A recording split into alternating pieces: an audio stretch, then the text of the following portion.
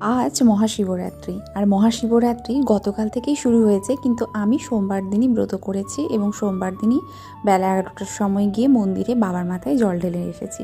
সকালবেলায় ঘুম থেকে উঠে যা যা কাজ ছিল সমস্ত কিছু করেছি। করার পর ঠাকুরের ঘর স্নান ধান করে আগে ঠাকুর ঘরটা পরিষ্কার করে নিয়ে সমস্ত কিছু পঞ্চামৃত, ফল ফুল সমস্ত কিছু আমার উপরের ঠাকুরের মহাদেবের জন্য আর আমি যেখানে যাব পুজো দিতে সেইখানের জন্য সমস্ত কিছু রেডি করে নিয়েছিলাম।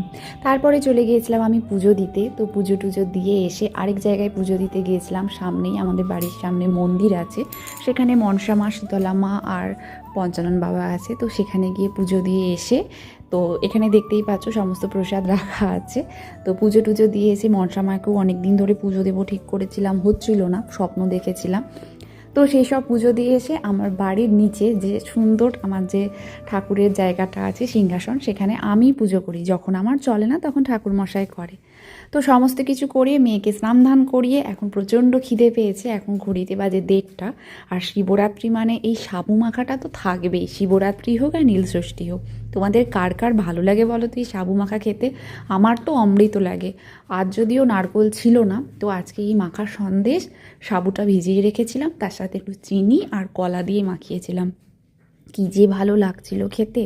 আর বাইরে রোদ উঠেছে দেখেছো? কেউ বলবে যে এইটা হচ্ছে যে এখন মানে মানে বসন্তকাল সবে পড়েছে। তো এই যে আমার সাবু মাখা রেডি হয়ে গেছে, এখন খেয়ে নেব।